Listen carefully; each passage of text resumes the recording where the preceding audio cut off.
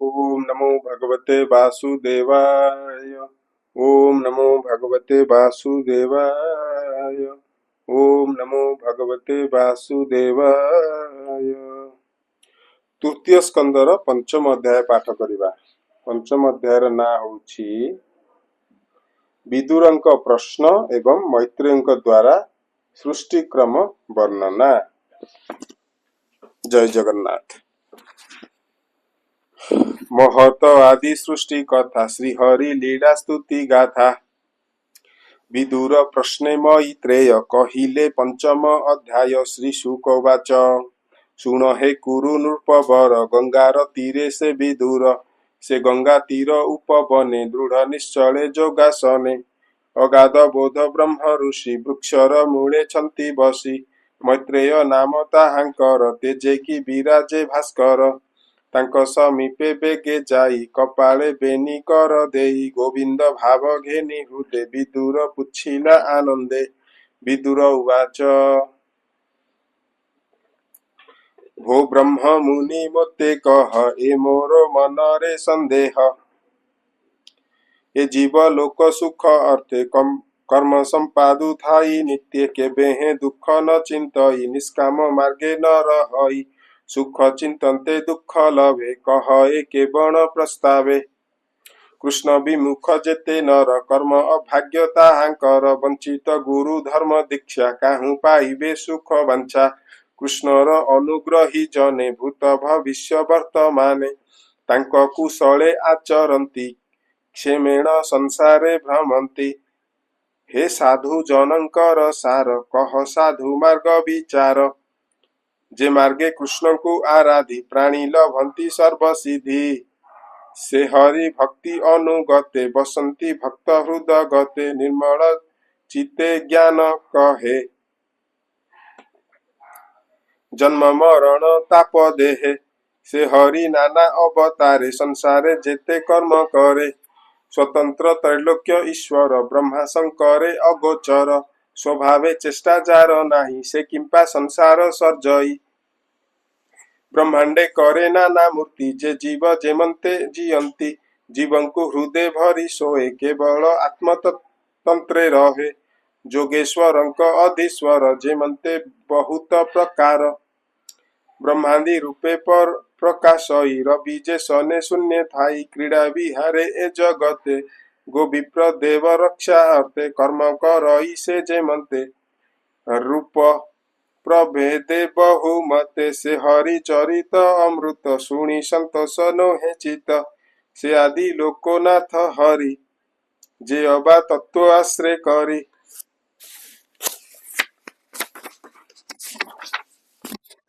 लोक अलोक लोकपाल अनेक भुवन मंडल। नाना प्रकारे भेद करी प्राणीक कर्म सूत्र धरी। से नारायण आत्मजोनि विश्व सर्जई जाकु घेनी। जेमंते जीव मानकर स्वभाव कर्म जे जाहार। से कथा कह मुनि मते संसारु तरी भी जेमंते। पर अपर धर्म जेहि गोविंद कथा नाही जहि। व्यासंक मुखु अनुक्षणे शुणिछि बहुत श्रवणे। अल्प सुख जा लक्षण से काही हरिब मो मन। श्री कृष्ण कथा मृत रस पान रे सर्वदा मो आस। कृष्ण चरित तीर्थ पद हरई विषया विषाद। सकल सत्रे मुनि गणे जार चरित अनुक्षणे। स्तुति करन्ति आत्मा लाभे केवल आत्मज्ञान लोभे। से कथा पशी कर्ण द्वारे सुतीक्ष्ण चक्र धरी करे। जे कर्म गृहे बंधे थाई त्रिगुण रज्जु गले देई। जन्म मरण मार्गे टाणे से कर्म छेदे तत्क्षणे। हेमंत कृष्ण गुण जेते केतुप्त सुनी कर्ण पते। तुम्भर सखा मुनि व्यास भारते कृष्ण गुण जस। अर्थ कामादि द्वारा कही जेणे श्री कृष्ण मति होई। जहा सुनते ग्राम्य सुखे मन न रहे अबा दुखे।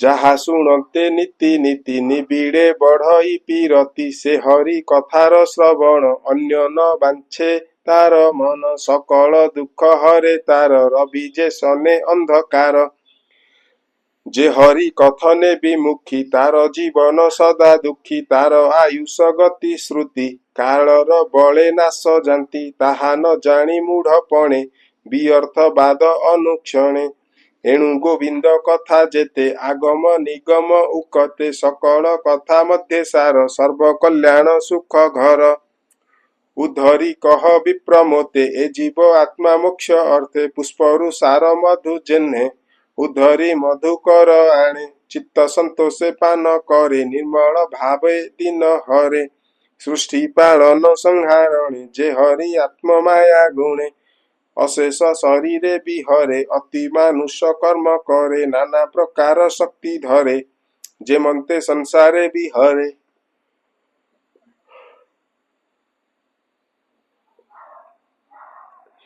से हरि गुण कर्म जेते भो मुनि कहमु अग्रते श्री शुक उवाच हेमंत विदुरर बाणी आनंदे मैत्रेय शुणी ए जीव निस्तरे जे मंते कहन्ति विदुर अग्रते मैत्रेय उवाच विदुर साधु तो वचन जेणे तरिबे दुखी जन जे कथा हरिपरायण विस्तारी पुछुतु कारण व्यासंक विजेतु स्वभावे जन्मल भीलु हरि भावे मांडव्य तहु साप पाई तू जम शूद्र रूप बही व्यास कनिष्ठ भात्रा जेते जो जोनो गंधा अनुमते शूद्रार गर्भे तोरो जात तेणु तू व्यासंकर सुत से विप्र साप मोक्ष अर्थे हरि भजिलु अविरते से हरि प्राण त्याग काले बने विपुल वृक्ष मूले तोहरो अर्थे मोते ज्ञान कहिले देवकी नंदन से ज्ञान तोते मु कहिबी शुणंता प्राणी निस्तारिबी से हरि जोग माया बळे जे लीला बहिहार विश्वले विश्व सर्जई पाळी हरे जे रूपे जेबा कर्म करे नाना प्रकार लीला करे इच्छाए संसारे विहरे सृष्टिर अग्रे भगवान आत्मा को आत्मा रूपे ज्ञान से जेबे एक रूपे थाए स्वमाया लय तार देहे किछि न देखे एक ज्योति से पुणी आत्मज्ञाने स्थिति अशेष शक्ति तार देहे निद्रित प्राय सुखे रहे से शक्ति ज्ञान बले स्मरी तक्षणे माया रूप धरी सत असत आत्मा तार जे भावे निमित्त संसार से माया मध्य काल रूपे त्रिगुण गुणमय कल्पे त्रिगुण गुणमय कल्पे पुरुष रूपे बीर्जत होई से बीर्जे स्वयं प्रकाशई अव्यक्त मध्य काल बले महत उदय निश्चले विलीन आत्मा देहगत से बीर्जे ए विश्व व्यकत जहु सकल परकाशे अंधार जेन्हे रवि त्रासे से अंश गुण काल बसे आत्मारु संसार प्रकाशे आत्मारु आत्मा गुण बले लहरी जेन्हे सिंधु जले से पुणी ईश्वर इच्छा जहु पूजे सृष्टि दीक्षा तार विकारु अहंकार तक्षणे होइला बाहार कार्य कारण कर्ता देह भूत इंद्रिय मनोमय वैकार राजस तामस ए तीनी रूपेता प्रकाश से पुणी विकार बले जल बुद्बुद जेन्हे जले मन उपजिला तक्षण इंद्रिय देवताए पूर्ण तजेसु हेले इंद्रिगण जे ज्ञान करम कारणे तजुषु हेले इंद्री गणे जे ज्ञान करम कारणे तमु उपजिला शबद स्वरस रूप रस गंध ए पंच सूक्ष्म गुणे मिशी शबदु गगन प्रकाशी से काल माया अंश जोगे विष्णुर दुष्टिर संजोगे तहु स्मरस गुण होई स्वसूप वन प्रकाशई ताहार तहि बेनी गुण शबद ईश्वर लक्षण से पुणी काले विकारित ज्योति ताहार तहु जात से ज्योति मध्य रूप थोई शब्द स्वर रूपमयी ज्योति विकारे रसु आप शब्द स्वर रस रूप ए चारि गुण जले थोई भूमि उपजे गंध लई हेमंते सृष्टिर संसार महत आदि तत्वंकर अधिदेवता अधिकार जे अंश अटंती विष्णुर से तत्व मानक ईश्वर चेतना विक्षेप विकार ए तीनी गुणंकु से धरी ब्रह्मांड सृजिण न पारी कर अंजलि सिरे देई भावे बोलंती विष्णु चाहि देवा उचुः भो देव नमुतो पयर प्रपन्न जन दुख हर जे पाद पद्म आश्रय करी संसारु तरंती संसारी हे धाता तोरो माया बळे अशेष जंतु ए सयळे हुवंती तापत्रये भ्रम एणु लभंती प्राणी श्रम तो पाद पद्म छाया तळे जे प्राणी रहंती निश्चळे से संसारु तरी जानती के बेहे भ्रमे न पड़ंती एणु ता पाद सेवा अर्थे आंबे रहिबु ए जगते तो मुख पद्म नीड प्राय जे देव जे वेद पक्षींक आश्रय से वेद चिंती मुनि जने आश्रय करंती जे चरणे से पाद छुई तीर्थवर गंगा जे स्वभावे निर्मल संपूर्ण अघमर शरण से पादे पशिलु शरण एणु जे तोहर चरणे हृदय भावंती अनुक्षणे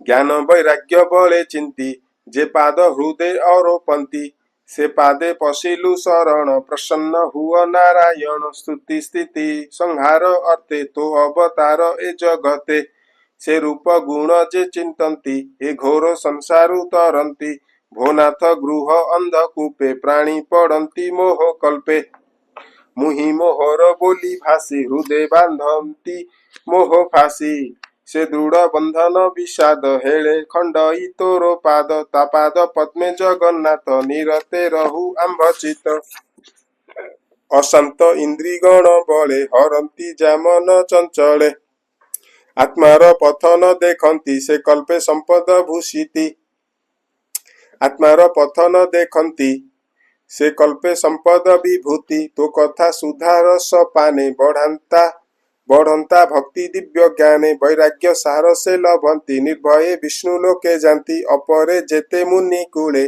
आत्म समाधि जोगो बळे घोर प्रकृति मुखु तरी तो पद कमल अबोरी घोर प्रकृति मुखु तरी तो पद कमल आबोरी तोरो से बारे श्रम टूटे अशेष माया बंध फिटे लोक सजीवा अर्थे तू ही आंभंकु आपणे भी आई त्रिगुण भेद भाव देई आंभंकु सजुनाथ तू ही आंभे भी जुक्त भावे थांते तो सृष्टि करिबु के मंते जे मंते जथा काले बही तो पादे देई बन माली थोकाए पाई तो सचिते तो पादे सेबु अबिरते तुम्भ आंभंकु बलि देई जेमंते जीव सुखे रही तू कूट स्थित आदि हरि माया पुरुष रूप धरी अविद्या गुण कर्म बले तो शक्ति गर्भे तू निश्चले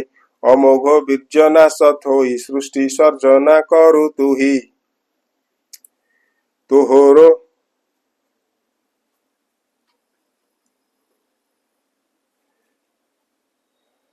तोहरो तहु आंभे जात महत आदि जगन्नाथ तो आज्ञा सिरे घेनी भावे कह कि करिबई एबे आंभंकु दिव्य चक्षु देई तोरो व्यापारे रख तू ही एमंत देवंक वचन शुणी संतोष भगवान से हरि चरणे विश्वास भणई जगन्नाथ दास इति श्रीमद्भागवते महापुराणे परमहंस्यां संहितायां तृतीय स्कंदे महदाद्युपत्ति नाम पंचम अध्याय तृतीय स्कंद समाप्त। ग्रंथराज श्रीमद्भागवतम की जय। हरे कृष्ण।